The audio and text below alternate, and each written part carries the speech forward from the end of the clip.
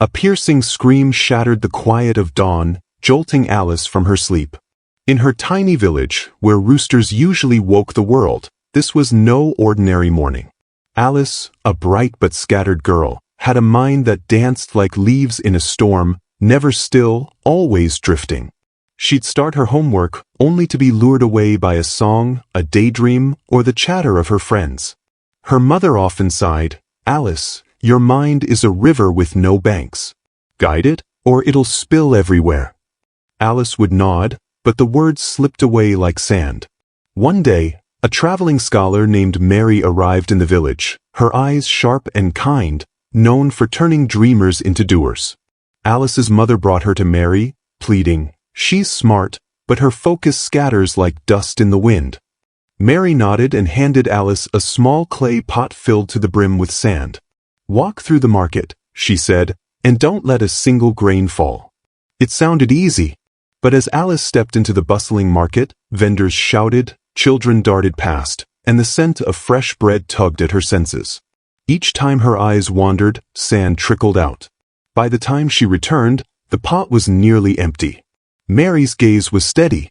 "Why did you lose so much?" she asked. Alice mumbled, "I couldn't help it. Everything distracted me."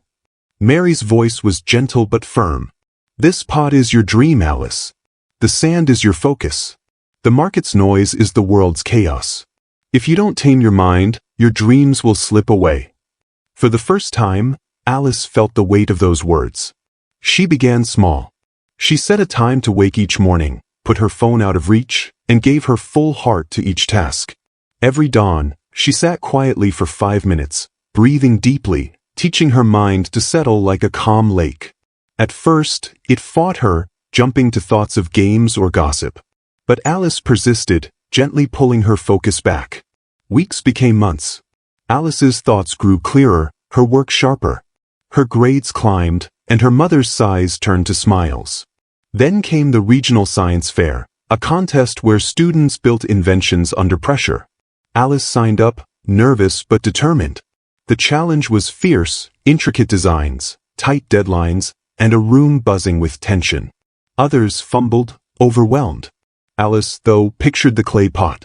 She worked on one piece at a time, steady and unshaken. When the judges announced her solar-powered water purifier as the winner, the crowd erupted. Mary, watching from the back, gave a quiet nod. Alice became a legend in her village, not for her smarts alone, but for mastering her restless mind. If her story sparks even a flicker of inspiration in you, hold it tight. Share this tale with someone who needs a push, and let it remind you, your mind is your greatest tool, but only if you guide it. Your journey to greatness starts the moment you choose discipline. Begin now.